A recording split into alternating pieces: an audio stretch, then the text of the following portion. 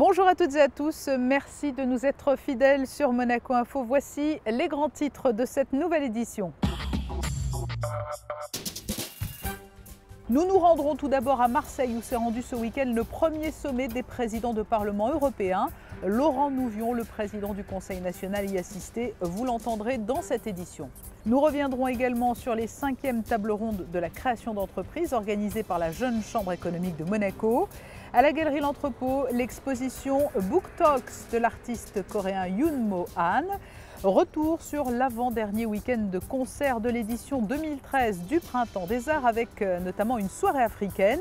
Et puis, comme chaque début de semaine, le magazine des sports avec tous les résultats du week-end. Coupe Davis, football, badminton et bobsleigh seront au programme.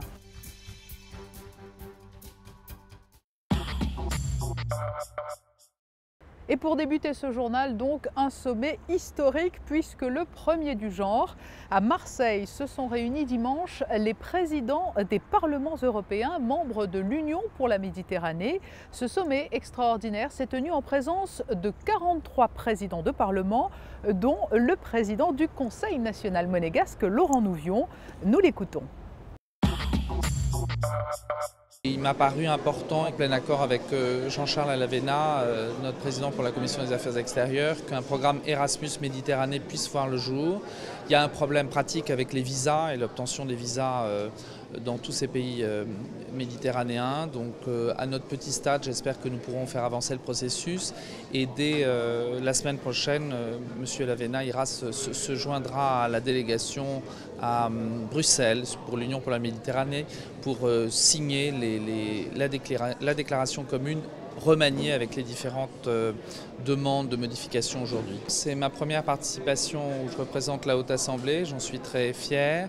Et avec Jean-Charles Alavena et l'ensemble de nos collègues, nous avons pris le parti dans cette première année de participer au sommet essentiel des différentes organisations internationales auxquelles nous sommes associés. Et l'année prochaine, nous communiquerons publiquement de nos priorités pour le Conseil national parce que nous ne pouvons pas participer à tout, mais nous essaierons de nous centraliser sur ce qui nous paraît essentiel pour le mandat qui vient. Laurent Nouvion, le président du Conseil national, était interrogé par Sandrine Nègre.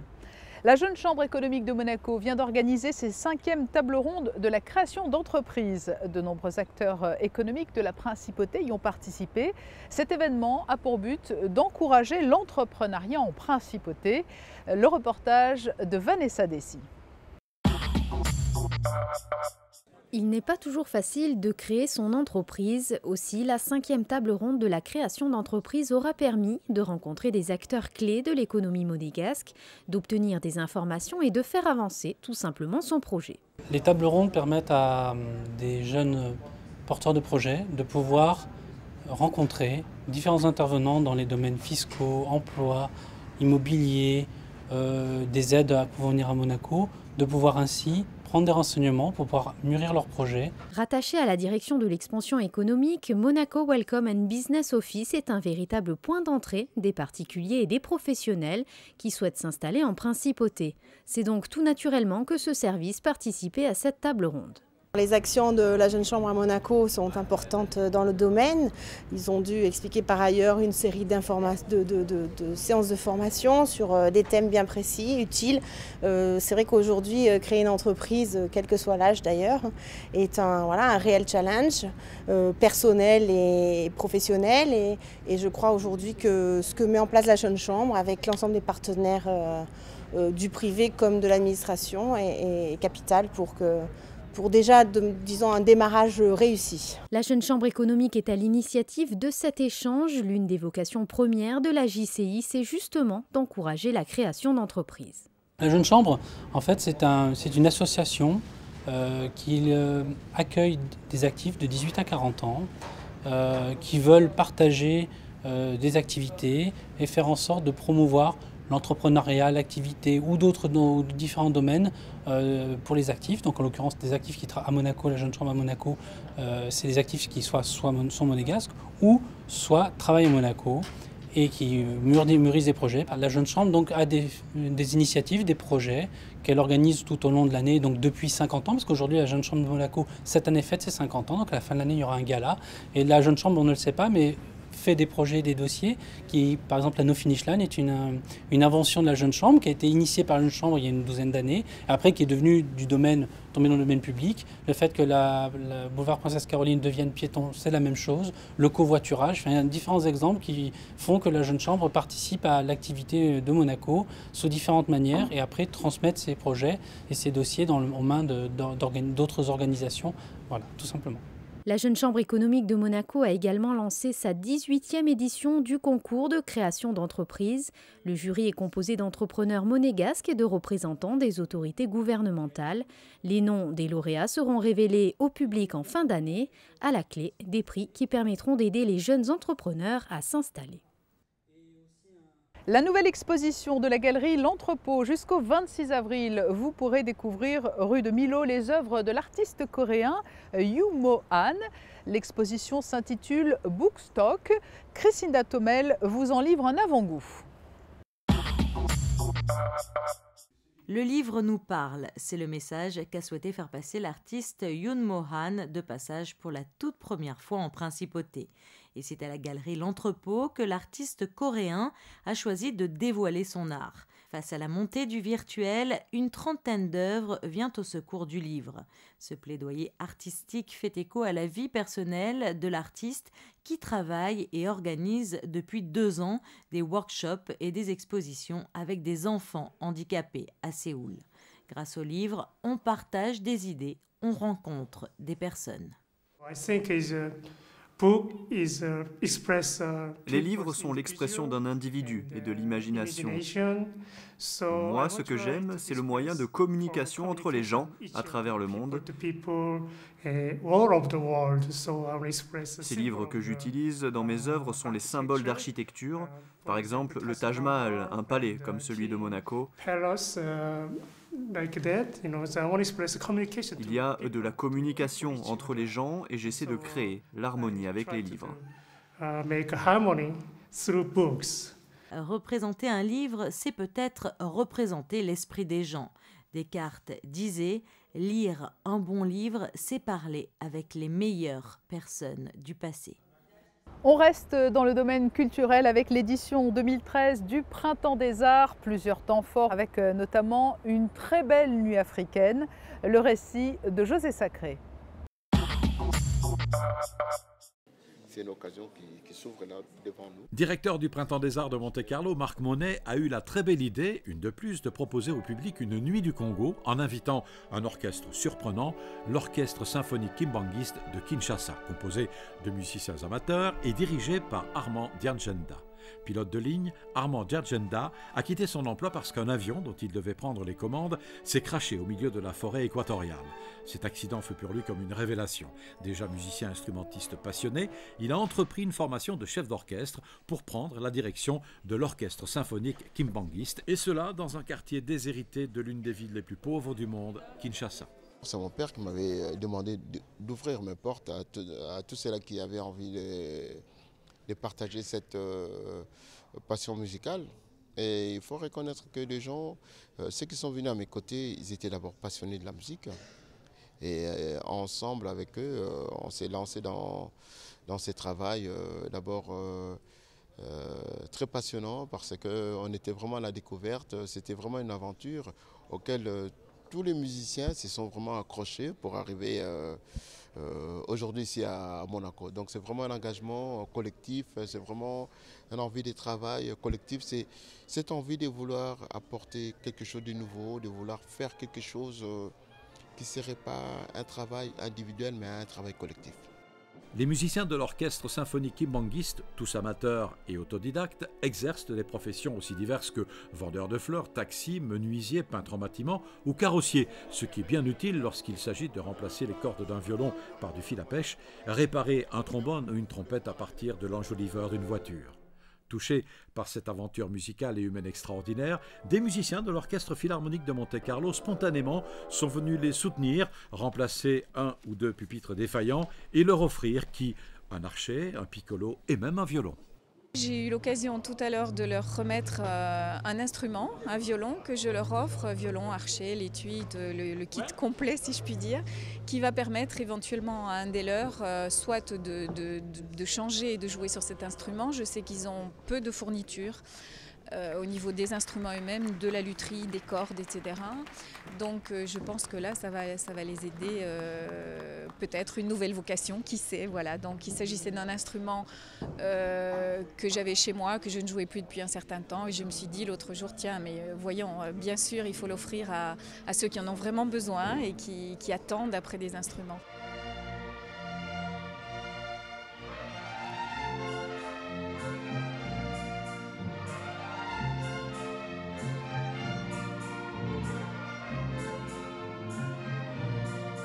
L'orchestre symphonique kimbangiste réunit des musiciens fidèles de l'église kimbangiste, un courant religieux prophétique d'obédience protestante, troisième religion du Congo. Nous disons dans notre église, nous disons chanter et prier deux fois. Lorsque j'ai vu qu'on me proposait la date du 6 avril, qui est une date assez importante pour nous les kimbangistes, parce que c'est ces jours-là que le prophète Simon Kimbanga a commencé son ministère, je me suis dit, la date du 6 avril, c'est une date très importante, donc je ne peux pas refuser. Et c'est comme ça que j'avais dit à tous les amis, nous devons nous accrocher, nous allons travailler, pas forcément pour aller montrer que nous sommes des grands musiciens, c'est pour aller partager notre amour pour cette passion qu'on a de la musique. C'est plus dans ce sens-là qu'on est venu, vraiment pour apporter un message d'amour, un message de paix, un message de partage.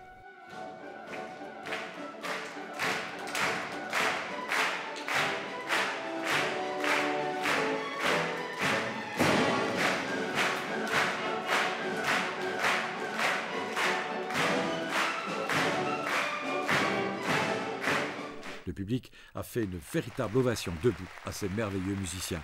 Son Altesse royale, la princesse Caroline, leur a offert une harpe du concert, un instrument de valeur qu'évidemment ils ne possèdent pas, en leur promettant de leur rendre visite en juin prochain à Kinshasa, où le Printemps des Arts de Monaco donnera un concert avec des musiciens de l'Orchestre Philharmonique de Monte-Carlo, l'ensemble Monoikos que dirige Nicole Curo. Dans l'actualité en bref, la kermesse de l'œuvre de Sœur Marie, elle s'est tenue vendredi et samedi sous le chapiteau de Fontvieille. Toujours l'occasion de faire de bonnes affaires et de déguster des spécialités de nombreux pays, dont la Grèce qui était plus particulièrement à l'honneur cette année. Autre événement associatif, Childcare Monaco a organisé samedi dans les locaux de l'association des jeunes monégasques le Printemps des enfants, avec des ateliers, un magicien et un grand goûter, le tout au profit d'une école pour filles que soutient Childcare Monaco en Inde. 80 enfants ont participé à cet après-midi récréatif et ce sont plus de 1100 € qui ont ainsi pu être récoltés. Je vous propose à présent de découvrir les cartes météo pour les jours qui viennent. Mardi, après la dégradation de la veille, rétablissement d'un temps sec, nuages et bons moments de soleil, des températures clémentes et un vent modéré. Mercredi, confirmation de l'amélioration et de la remontée des températures avec un temps assez beau. Jeudi, soleil suivi de nuages sans détérioration notable du temps. Les températures seront bien agréables. Vendredi, le ciel sera plus changeant. Voilà, c'est la fin de ce journal. Dans un court instant, le magazine des sports présenté par Frédéric Elion. Frédéric reviendra notamment sur le tour de Coupe Davis perdu par Monaco face à la Lettonie et le match nul de la SMFC face à Niort. Bonjour à tous, ravi de vous retrouver sur Monaco Info pour une nouvelle édition de votre journal des sports. Au programme cette semaine, du bobsleigh et du badminton, mais débutons tout de suite par l'information majeure de ce week-end en termes de sport. C'est bien sûr la Coupe Davis et le deuxième tour de la zone 2, groupe euro-africaine. Il a fallu attendre le dernier simple dimanche pour connaître le résultat de cette confrontation. Et Monaco s'est incliné 3-2 face à la Lettonie. Je vous propose de revenir sur ce week-end de Coupe Davis au Monte Carlo Country Club. Comme face à la Biélorussie au tour précédent, le capitaine monégasque Christophe Boggetti avait décidé de modifier sa paire de double samedi. Guillaume Couillard est associé à Benjamin Balleret pour affronter la paire lettonne Gulbis-Juska. Un match que les monégasques maîtrisent parfaitement, ils remportent le point crucial du double en 3-7, 6-4, 6-4, 6-2. Monaco vire donc en tête avant les deux derniers simples. Journée décisive dimanche avec le premier match qui oppose les deux numéros 1 de chaque équipe, Benjamin Balleret et Ernest Gulbis. Malgré un beau combat et de nombreux rallyes de fond de cours, Gulbis est tout simplement trop fort pour le Monégasque, qui s'incline sèchement en 3-7 sur cet ace du laiton, 6-2, 6-0, 6-1, score final. Combattre, c'est la moindre des choses. C'est tout ce que je peux faire aujourd'hui est vraiment au-dessus. Donc voilà, moi je n'ai pas le niveau de top 20, donc là ça joue top 20, top 10. Donc bon. Ouais, voilà, j'ai essayé. Bon, maintenant c'est à Jean-René de faire le job. Et puis on oubliera ce match, puis tout ira bien. On va tous être derrière JR et puis Daguet Mounégou. Le match décisif oppose Jean-René Lisnard à Andis Jouska. Le Monégasque contrôle l'échange avec son slice de revers et remporte la première manche 6-2. Mais à court de préparation, il baisse physiquement et perd les 2 sets suivants, 6-4, 6-1. Après une première intervention du médecin en milieu de 4e set, Jean-René Lisnard abandonne à cause de douleurs à la cuisse. Monaco ne jouera pas la montée dans le groupe 1, mais l'essentiel est assuré, puisque les Monégasques sont maintenus dans le groupe 2. Et nous restons dans les sports de raquette avec du badminton. Émilie Rousseau a assisté à un entraînement de Monaco Badminton. Elle vous en dit plus dans ce reportage. Depuis un peu plus d'un mois maintenant, Monaco Badminton a quitté l'Annonciade pour investir le gymnase du nouveau lycée technique et hôtelier. Un déménagement bénéfique pour le club car il occupe désormais une place centrale en principauté et attire donc plus de sportifs. En 2010, lors de sa création, Monaco Badminton comptait une douzaine de licenciés. 3 ans plus tard, ils sont plus de 90 à frapper le volant, dont certains en compétition.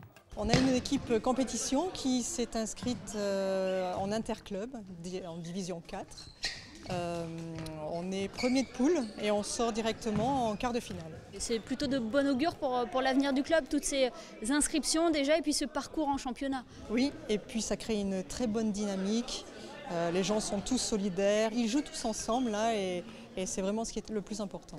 Le badminton est un sport ludique où l'on peut facilement prendre du plaisir sur le terrain et ce sans forcément être technique. À noter que 2 entraîneurs sont à disposition pour aider les débutants. Ils leur apprennent tout d'abord les bases de la discipline. On commence toujours par apprendre à tenir la raquette correctement parce que si on a une mauvaise prise, on va pas pouvoir taper dans le volant correctement. Donc on commence toujours par la prise de raquette. Après la technique de frappe, comment se positionner avant la frappe. La posture c'est important. Vu que le volant ça arrive vite, donc il faut tout de suite se positionner pour pouvoir envoyer le volant correctement. Et après il y a les déplacements parce qu'en fait au badminton on ne court pas sur le terrain. Au début on court parce qu'on ne connaît pas trop, mais pour chaque coup on a un déplacement spécifique. Donc pour aller au fond du terrain on a un déplacement qui va avec, pour aller au filet on a un déplacement. En gros chaque coup il y a un déplacement qui va avec la technique, le coup même en fait. Nul doute que le club devrait dépasser la centaine de licenciés d'ici quelques semaines. Pour les personnes intéressées, sachez que le club propose 3 essais gratuits pour se familiariser avec le volant. Les entraînements se déroulent les lundis et mercredis à 18 h et le jeudi à 20 h. Pour plus de renseignements, envoyez un email à cette adresse monaco.bad@gmail.com. En football, l'AS Monaco continue de piétiner en Ligue 2. 4e match nul consécutif pour les Monégasques vendredi soir face à Niort, 1 but partout grâce à une réalisation d'Ocampos. Je vous propose d'écouter les réactions des 2 entraîneurs après la rencontre. We know very well Niort was a difficult match.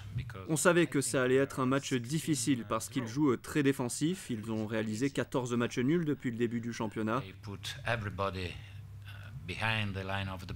Ce n'est pas facile de jouer contre une équipe qui joue derrière la ligne médiane. On a essayé par tous les moyens de marquer. On s'est créé 4 occasions franches et puis il y a eu ce pénalty arrêté. C'est bien, mais il faut marquer maintenant. C'est ça le plus important. C'est important d'avancer point après point. Il ne faut pas baisser les bras. Prendre un point, c'est déjà mieux que rien. On reste sur une série de 14 matchs sans défaite. C'est bien, on est sur la bonne voie et tôt ou tard, on renouera avec la victoire. J'en suis persuadé.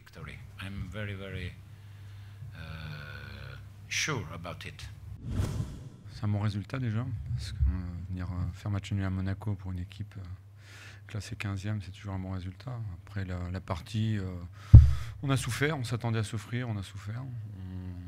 On a voulu défendre bas pour ne pas leur laisser d'espace. On a relativement bien défendu, même s'ils se sont créés quand même pas mal d'occasions.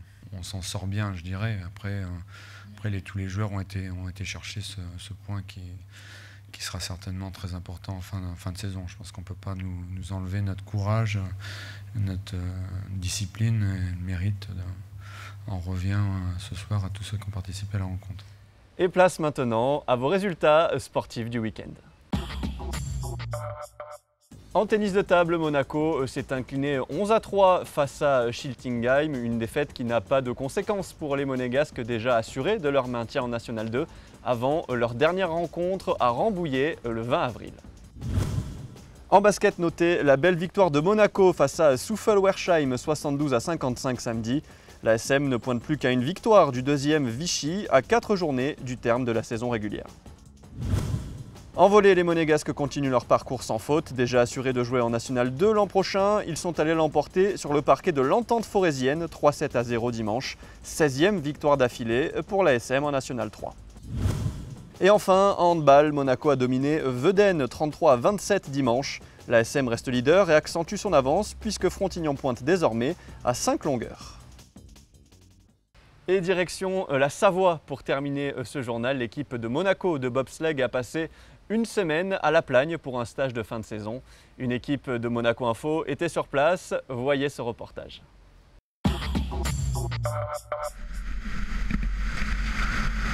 Près de 1500 mètres de descente, 19 virages, une pointe de vitesse avoisinant les 130 km/h. La piste olympique de La Plagne a accueilli pendant une semaine les équipes de France, d'Italie, de République tchèque et de Monaco de bobsleigh. Une semaine de test en vue de la prochaine saison de Coupe du Monde où les différentes nations présentes ont pu travailler sur l'évolution des matériels, notamment les patins, et où les pilotes ont pu affiner leur trajectoire. Ces derniers dirigent un bolide de 220 kg qu'ils pilotent grâce à 2 cordes qui commandent un palonnier. Réputée comme l'une des plus techniques au monde, la piste de La Plagne était le terrain d'entraînement idéal. Ce qui est bien à La Plagne, c'est que c'est une piste qui est très technique, relativement sûre, on va dire en termes de sécurité, pas très dangereuse. Par contre, c'est vrai qu'il y a beaucoup de pression, je pense que vous avez pu le sentir. Donc c'est vrai que c'est une piste pour les pousseurs qui est très physique. Hein, on le sent beaucoup sur le virage 15-16. Mais bon, pour les pilotes, c'est très intéressant puisque bon, y a une variété de virages. Différentes façons de conduire avec des virages à 2 pressions, des virages très courts comme le 6 et des virages vers l'avant comme le haut de piste ou le labyrinthe. Donc je pense que c'est une très bonne piste pour débuter et aussi pour faire des tests de comparaison pour l'année prochaine. L'équipe monégasque de bob à 2 est tournée vers l'avenir. Patrice Servel, premier monégasque à monter sur un podium de Coupe du Monde, c'était à Calgary en 2010 avec le pousseur canadien Lassell Brown, arrive en fin de carrière. L'avenir du bobsleigh monégasque a 2 visages, Jérémy Thor et Thibaut de Marton. Médaillé aux Jeux Olympiques d'hiver de la jeunesse à Innsbruck en 2012, Jérémy Thor a effectué ses premiers runs en tant que pilote. Au début, je suis parti du virage 12, donc tout en bas de la piste. J'ai eu 7 virages donc à descendre. C'était plutôt simple, pas tellement de vitesse, donc je montais pas tellement dans les virages. Mais là, maintenant, une semaine après, partir du haut, c'est quand même différent et c'est vraiment pas mal. Il y a beaucoup d'adrénaline qui monte. En fait, on ne pense pas tellement pendant la piste, c'est plutôt après où on se dit voilà, là je suis passé là j'ai fait une bonne descente. Voilà. Pendant la piste, on pense vraiment à ce qui se passe dans le bob, qu'est-ce qu'on doit faire et il n'y a rien d'autre, on est dans notre bulle, quoi. Avant la descente, le pilote effectue un travail de track walk, une reconnaissance de la piste à pied, où il effectue des repérages, s'arrête dans chaque virage de la piste et prend des informations concernant les trajectoires. Place ensuite à la course où le rôle du pousseur est primordial. Les qualités du pousseur, il faut être fort et rapide. Et mon rôle, c'est de pousser le bob le plus vite possible au départ. Et après, c'est se positionner dans le bob le plus bas possible pour avoir un bon aérodynamique et une bonne vitesse dans la piste. C'est un effort intense sur une très courte distance, un peu comme les starts en athlétisme. Donc on fait que de la pousser et c'est intense. Jérémy Thor et Thibaut de Marton, un tout nouvel équipage donc, mais aussi un duo ambitieux. Je savais que c'était ses premières descentes en tant que pilote et La Plagne est une piste assez compliquée et technique. Mais il s'en sort plutôt bien, donc j'espère qu'on fera un petit bout de chemin ensemble. Et c'est à travailler et je pense qu'on peut faire de belles choses, pas tout de suite, mais avec beaucoup d'entraînement et de la patience, on peut y arriver. Y arriver, cela veut dire se rendre en Russie en 2014 pour les Jeux Olympiques. Pour valider leur billet pour Sochi, les deux monégasques devront marquer un maximum de points sur les 7 épreuves qualificatives et figurer dans le top 25 au classement FIBT. Ce journal des sports est à présent terminé. Merci de votre fidélité. À très bientôt sur Monaco Info.